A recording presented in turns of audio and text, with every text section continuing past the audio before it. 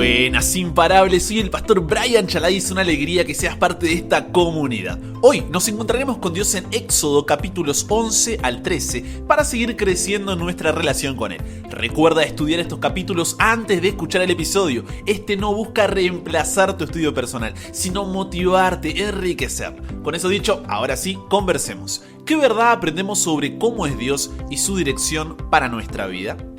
Cuando Dios envió a Moisés para que se presentara por primera vez al faraón y demandarle la liberación del pueblo de Israel, lo que debía decirle era una advertencia bien clara que la encontramos en Éxodo capítulo 4 versículos 22 y 23. Retrocedamos ahí un poquito. Dice: Jehová ha dicho así: Israel es mi hijo, mi primogénito. Ya te he dicho que dejes ir a mi hijo para que me sirva, mas no has querido dejarlo ir. He aquí, yo voy a matar a tu hijo, tu primogénito. ¿Por qué? Porque si bien Dios es amor, también es justicia. Y todo aquel que se revela a su ley, siguiendo un falso sistema de adoración, como lo hacían los egipcios, contrario a su palabra, no pueden estar en presencia de su santidad. Recuerda que el faraón y luego también su hijo eran considerados dioses en Egipto. Además, el pueblo de Israel había sido elegido por Dios para mantener su ley entre las naciones que adoraban falsos dioses. Así como el primogénito en una familia recibía la primogenitura de parte de su padre, recuerda Génesis 25, la historia de Jacob, bueno, el pueblo de Israel era el primogénito de Dios entre las otras naciones que eran sus hermanos, recibiendo las bendiciones y privilegios de Dios. La elección de Dios de Israel como primogénito no se basaba en algo que ellos hubieran hecho para merecerlo, ojo, no es así, sino en su gracia sobre ellos, que se extendería al resto de las naciones a través de ellos. Ahora, fíjate, a pesar de esta advertencia, Dios no actuó inmediatamente, no es que le dijo, bueno, faraón esto, si no yo y pa, no, Dios no actuó inmediatamente. Y esto nos muestra un atributo del carácter de Dios que es la misericordia.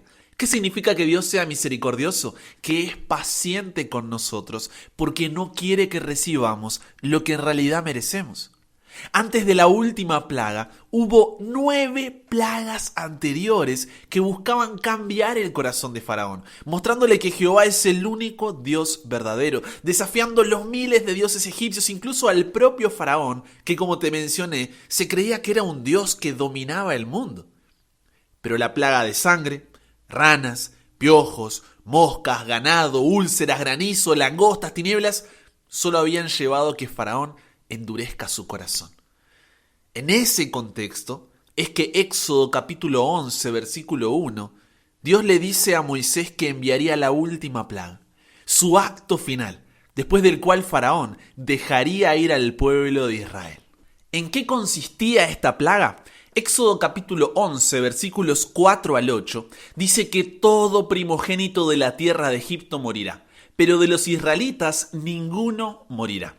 El relato nos muestra que el tiempo de gracia para Faraón y Egipto no se habían terminado. Todavía podían arrepentirse. Y eso me encanta, porque vemos aquí a un Dios que, a pesar de ser santo, de ser justo, ante nuestro pecado, frente al endurecimiento de nuestro corazón, también se muestra paciente, clemente, compasivo y amoroso para que nos volvamos a Él, dejando de lado toda rebelión a su soberanía.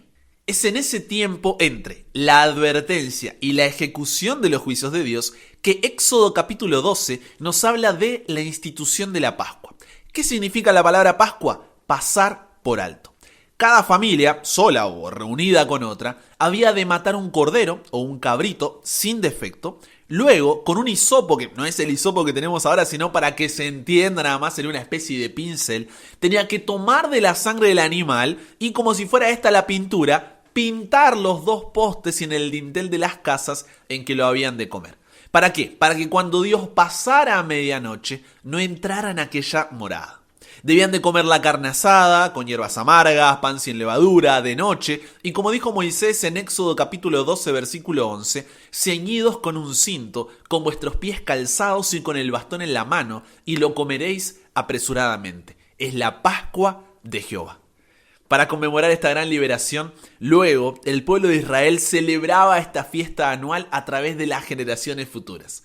Cuando en los siguientes años festejaron este acontecimiento, tenían que repetir a sus hijos la historia de su gran liberación. O como les dijo Moisés en Éxodo capítulo 12, versículo 27. Vosotros responderéis cuando les pregunten sobre la Pascua. Es la víctima de la Pascua de Jehová, el cual pasó por encima de las casas de los hijos de Israel en Egipto, cuando hirió a los egipcios y libró nuestras casas. La Pascua sería una fiesta tanto conmemorativa como simbólica. No solo recordaría la liberación de Israel, sino que también señalaría la más grande liberación que Cristo habría de realizar para liberar a su pueblo de la servidumbre del pecado. ¿Cómo es esto? ¿Qué tiene que ver la Pascua con Cristo? Te explico. El Antiguo Testamento es la clave para abrir el Nuevo Testamento, ¿ok?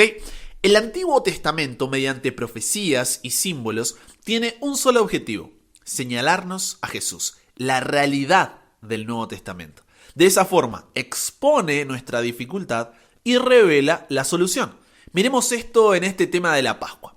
Así como sucedió en Egipto aquella noche, en estos últimos tiempos antes de la segunda venida de Jesús, Apocalipsis capítulo 15 y 16 nos muestra que luego de que el tiempo de gracia termine, el tiempo que Dios en su gracia y misericordia nos da para arrepentirnos, caerán las plagas sobre la tierra. ¿Por qué? Por lo que decíamos al comienzo. Si bien Dios es amor, también es justicia. Y todo aquel que se revela a su ley siguiendo un falso sistema de adoración, como lo hacían los egipcios, contrario a su palabra, no pueden estar en presencia de su santidad.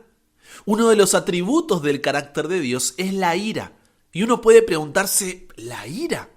¿Cómo puede la ira originarse en el amor? ¿La ira es siquiera compatible con el amor? El tema de la ira de Dios no es un tema del cual se hable mucho, ¿o no? Si no, pregúntate, ¿cuándo fue la última vez que escuchaste un sermón, respondiste un llamado, completaste un estudio bíblico o conversaste con un amigo o familiar acerca de cuán hermosa es la ira de Jehová? Y me animaría a decir que la mayoría no lo hacemos hace un buen tiempo y algunos nunca. Y este es un tema importante de entender porque la mala comprensión del mismo hace que mucha gente tenga una imagen negativa de Dios. Cuando, anota este punto, la ira de Dios es la expresión de su amor, de su gracia y su misericordia. Y tú en este momento estarás diciendo, ¿pero qué? ¿Cómo que la ira de Dios es la expresión de su amor, de su gracia y su misericordia? Es como que no nos cierra en la cabeza, no nos centra, simplemente no. Y es por eso que muchos magnifican el amor de Dios, minimizando la ira, cuando subraya esta otra idea. Omitir la ira de Dios es oscurecer su grandioso amor. ¿Por qué digo esto? Porque el carácter santo de Dios lo exige. Una parte esencial de la perfección moral de Dios es su odio al pecado. Entonces, la ira de Dios es la santidad de Dios en acción contra el pecado. Si Dios no fuera ese fuego consumidor que siente indignación todos los días hacia los malvados, si Dios no odia la maldad, si Dios no destruye a los pecadores en el día del juicio como lo hizo con Egipto, Dios no sería santo, no sería recto, no sería justo, no sería amor. Porque debido a que Dios es santo, está separado de todo pecado y está en completa oposición a todo pecador. Debido a que Dios es recto y justo, debe castigar el pecado que viola su santidad. Debido a que es amor, se deleita en la pureza y debe, por necesidad, odiar todo lo que no es santo.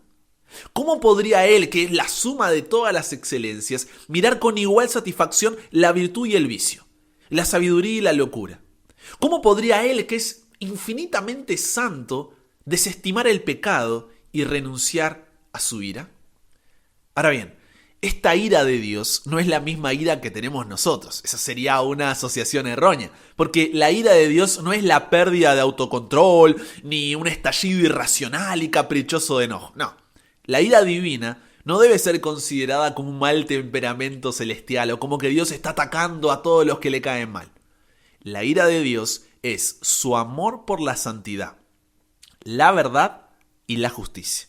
Es porque Dios ama apasionadamente la pureza, la paz y la perfección, que Él reacciona con ira hacia cualquier cosa y cualquier persona que los contamina. ¿Podría un Dios que sintiese placer tanto con el mal como con el bien ser un buen Dios? Seguramente no. Por eso es precisamente que esta reacción adversa al mal es una parte necesaria de la perfección moral. Y es lo que la Biblia tiene en mente cuando se habla de la ira de Dios. Pensemos juntos. Si no hay un justo castigo que merezcamos, Dios debería pasar por alto el pecado. Y esto haría que no haya lugar para la gracia. Porque si el pecado no tiene consecuencias, ¿para qué existe la gracia? La ira de Dios entonces nos debe producir la certeza, la seguridad, la convicción de que un día Dios sacará todo a la luz, así como lo hizo con Egipto. Mientras vivamos en este mundo estaremos expuestos a las injusticias, maltratos y abusos que nos esclavizan como el pueblo de Israel. Entonces, la realidad de un Dios justo y santo nos debe generar la confianza de que un día Dios juzgará toda impiedad y maldad. Sin embargo, debemos tener presente que es solo Dios el que sabe cómo, dónde y cuándo manifestará su justicia, como lo hizo por medio de la última plaga en Egipto. Ignorar la ira divina puede ser un daño para la obediencia. Al contrario, un sano y santo temor se despierta en los corazones de cada uno de nosotros cuando contemplamos este atributo del carácter de Dios. La ira santa de Dios despierta una conciencia santa en nosotros como pueblo de Dios. ¿Por qué? Porque vemos a un Dios que es santo, santo, santo. La ira de Dios es sobre los pecadores. Aquí nos encontramos cara a cara con la parte central del problema humano. ¿Cuál es?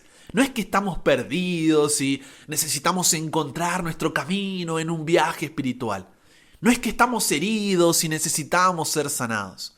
La parte central del problema humano es que somos pecadores bajo el juicio de Dios y su ira divina está sobre nosotros, a menos que sea quitada.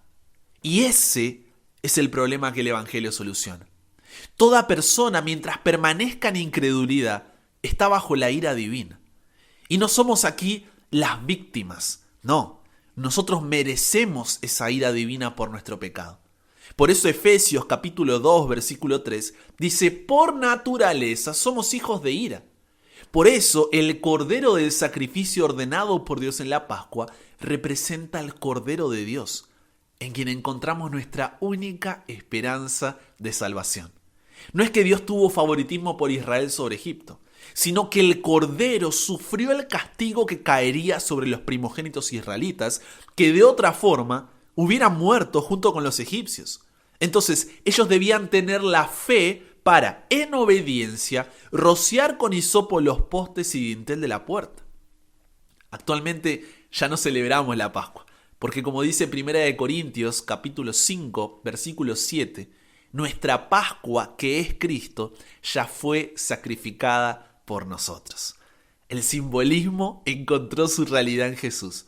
Por eso la ira de Dios nos debe llevar a una adoración gozosa, porque nunca sufriremos sus efectos, pues Cristo sufrió en la cruz para librarnos de ella. Nuestra adoración no es por miedo a la ira divina, sino que es la gratitud, el gozo y el alivio en respuesta lógica al saber que hemos sido librados del castigo por nuestros pecados, cuando creemos por fe en la gracia de Cristo Jesús. El apóstol Pablo captura bien esta verdad cuando en 1 de Tesalonicenses, capítulo 1, versículo 10, dijo que Jesús es quien nos libra de la ira venidera. Cristo sufrió la ira de Dios por ti. Solo cuando reconocemos la realidad de la ira de Dios contra aquellos que merecen juicio, encontramos que la cruz es una noticia sumamente gloriosa.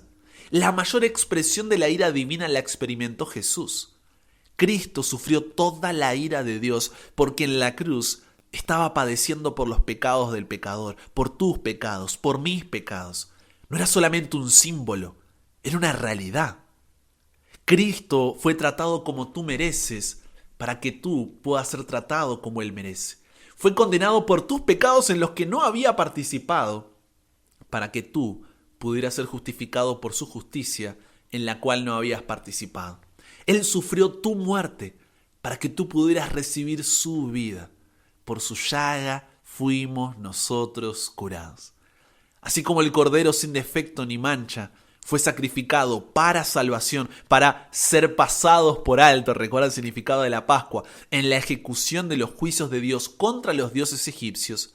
De la misma forma, Jesús es el Cordero de Dios que, como dice Hebreos capítulo 4, versículo 15, vivió una vida sin pecado y fue sacrificado para salvación, para que podamos ser pasados por alto en la ejecución de los juicios contra Satanás y todo aquel que lo adora. ¿Nosotros merecemos esa salvación? No. Somos indignos de recibirla. Por eso la sangre, símbolo de la vida, representa la purificación de los hogares que pintaban los dos postes y el dintel de la puerta. Dios no revisó quién estaba dentro de la casa. No se fijó si el que estaba dentro de ese hogar era digno. Revisó si había sangre en la puerta.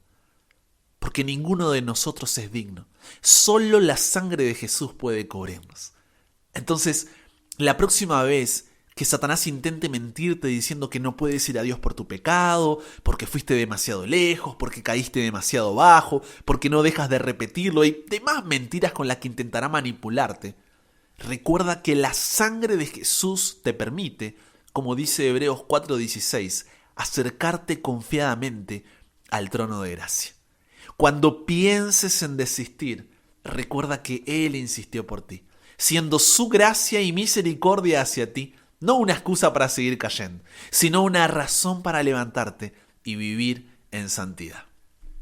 Entendiendo este simbolismo de Jesús, actualmente en lugar de celebrar la Pascua, celebramos la Santa Cena o Cena del Señor, como instituyó Jesús en Mateo capítulo 26, versículos 26 al 28, cuando tomó el pan y dio gracias a Dios. Luego lo partió, lo dio a sus discípulos y les dijo: tomen y coman, esto es mi cuerpo. Después tomó una copa llena de vino y dio gracias a Dios. Luego la pasó a sus discípulos y les dijo: beban todos ustedes de este vino, esto es mi sangre del nuevo pacto, y esa sangre servirá para perdonar los pecados de mucha gente. Lucas capítulo 22, versículos 14 al 20, complementa diciendo que ordenó: haced esto en memoria de mí. Es así como la cena del Señor significa, primero, una conmemoración de la liberación del Egipto espiritual, o sea, la esclavitud del pecado. Segundo, la comunión con Cristo y nuestros hermanos. Y tercero, una anticipación de la segunda venida. Hebreos 10:37 dice: porque aún un poquito, y el que ha de venir vendrá y no tardará. Segunda de Pedro capítulo 3 versículo 9 nos dice que al igual que Faraón y todo Egipto, tenemos tiempo de arrepentirnos. Pero escúchame, ese tiempo es corto. ¿Seguiremos endureciendo nuestro corazón confiando en los dioses que nosotros mismos nos creamos y que nos esclavizan? ¿O renunciaremos al pecado para que Dios pueda liberarnos y reconciliarnos con Él? Apocalipsis nos muestra que estamos viviendo en el tiempo de gracia, el día previo a la ejecución de los juicios de Dios sobre el pecado, así como el pueblo de Israel esperaba la ejecución de la última plaga. Entonces, escucha la voz de Dios y que la sangre del Cordero sacrificado en la cruz, Jesús, te cubra con su gracia. Lo que el diablo no puede destruir, lo distrae. No pierdas de vista el contexto espiritual en el que estamos viviendo. Estamos en medio de un conflicto y cada decisión que tomamos nos coloca de uno de los dos lados. No hay un punto neutro dentro del conflicto. Entonces, no sigas endureciendo tu corazón como lo hizo Faraón. Permite que el Dios verdadero te libere de la esclavitud del pecado y encuentres liberación en Él. ¿De qué lado del conflicto estarás? No se trata de elegir entre dioses. Solo hay un Dios verdadero. Un Dios que, como vimos hoy, todo lo conoce, todo lo puede. Un Dios que es santo y está separado del mal. Un Dios que es paciente, misericordioso, clemente, amoroso y fiel. En muchas áreas de nuestras vidas, tratamos a Dios más como un consultor personal que como el Señor de nuestras vidas. ¿Y por qué digo esto? Porque un consultor es alguien cuya sabiduría valoramos un montón, y al que escuchamos. Pero al final del día somos nosotros los que tomamos la decisión. Por eso lo llamamos consultores. Pero este es el problema. Dios no hace consultoría. Nunca lo ha hecho. Nunca lo hará. Él actúa como Dios. Y cuando lo tratamos como a un consultor, simplemente deja de aparecer en las reuniones. Dios quiere de ti una entrega completa, una rendición a su voluntad, y una renuncia a cualquier otro Dios, entre comillas, que esté intentando tomar su lugar en tu vida. No sé qué es lo que todavía no te permite someterte a Dios, pero si hay un tiempo para cambiar eso, es hoy. Y con eso llegamos al final. Comparte lo que aprendiste con otros. Súmate a la comunidad en WhatsApp totalmente gratis si todavía no lo has hecho, para recibir una notificación en tu celular cada mañana, escuchar los episodios sin conexión, recibir material extra, hacer tus preguntas, acceder a contenido exclusivo y te espero en el siguiente para que nunca pares de aprender y nunca pares de crecer. ¿Por qué? Porque hasta el cielo no paramos.